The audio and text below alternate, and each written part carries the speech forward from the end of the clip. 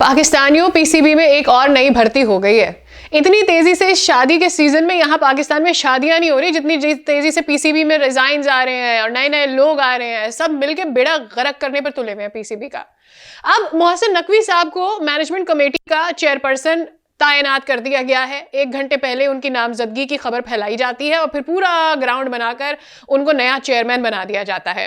अच्छा देखो, वो चेयरमैन है और उनके जो स्पोर्ट्स मिनिस्टर हैं वो वैसे तो वहाब रियाज है, यहाँ पर चीफ सेलेक्टर है उनके। तो मतलब ये भी एक कुदरत का निजाम जो बाद में पूरा मैचेस हारने के बाद, सीरीज की सीरीज हारने के बाद, व्हाइट वॉश होने के बाद जिस चीज को हम कुदरत का निजाम कहते हैं ना, उसके ऊपर ये जो बेड़ा गर्क करने वाली चीजें हो रही होती है। मतलब पूरे पाकिस्तान में आज तक किसी ने क्रिकेट इतनी अच्छी खेली नहीं कि उसको आप मैनेजमेंट कमेटी का चेयरपर्सन तैनात कर दें, वो भी ऐसे मौके पर देखो जब आगे जाके इलेक्शन होने वाले हैं 8 फरवरी को पाकिस्तान में।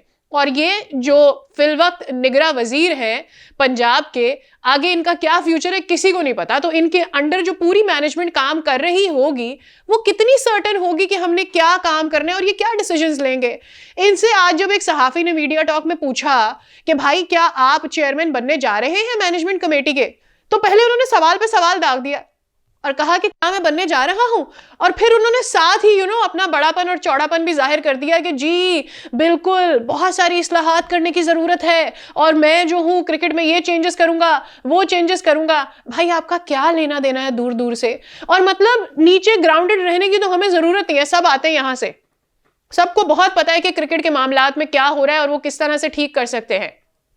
मिनिस्टर आपने स्पोर्ट्स का लगाया हुआ है जिसका सिर्फ क्रिकेट के अलावा पूरे स्पोर्ट्स से कोई लेना देना नहीं है, और यहां पर आपने लगाया हुआ है सीएम पंजाब जिसको आपने मैनेजमेंट कमेटी का चेयरपर्सन तैनात कर दिया है, जो आपको नहीं पता कि जब अगली हुकूमत बनेगी तो उसके बाद वो क्या कर सकता है।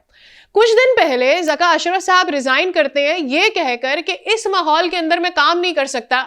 तो भाई जिस माहौल के अंदर आपने वर्ल्ड कप में पाकिस्तान का जो हुआ है, मलिया मेट हुआ है वो हुआ, एशिया कप में अपन लोग की टीम जीती नहीं वो हुआ है, अभी एक व्हाइट वॉश हुआ है, और फिर न्यूजीलैंड के अगेंस्ट हमारी टीम की जो कारकर्दगी रही है वो भी तो इसी माहौल में। और आपके इसी माहौल के अंदर इंजमाम ने रिजाइन किया। क्या हुआ उस कमेटी का जो आपने बनाई थी, जो इंजमाम के ऊपर तहकीकात करने जा रही थी, क्या रिजल्ट आया उसका?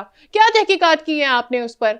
बाबर आजम के लिए आपने ग्राउंड ऐसा क्रिएट कर दिया, वो निकल गए, आपके ब्रैडबर्न साहब निकल गए। मतलब इन सब के निकलने के बाद आपने एक पूरी नई कमेटी बनाई और फिर आप कह रहे हैं कि मैं इस माहौल में काम नहीं कर सकता। कौन से माहौल में? जो आपने खुद बनाया। और इस माहौल को ठीक करने के लिए आपकी अपनी जिम्मेदारी क्या थी?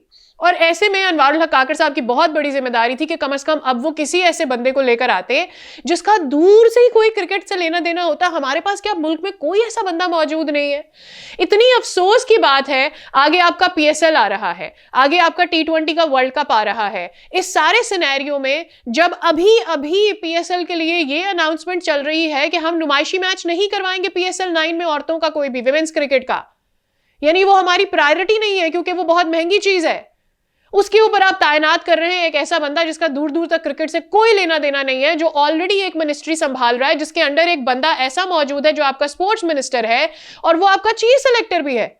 पता नहीं कौन सा निजाम चला रहे हैं, किसकी आंखों में धूल झोंक रहे हैं। इन लोगों की आंखों में जो सिर्फ एक स्पोर्ट्स है आपके पाकिस्तान के अंदर जिसको देखते हैं वो भी क्रिकेट, लेकिन आप पूरी कामयाबी से उसका बेड़ा गर्क करने पर तुले हुए हैं।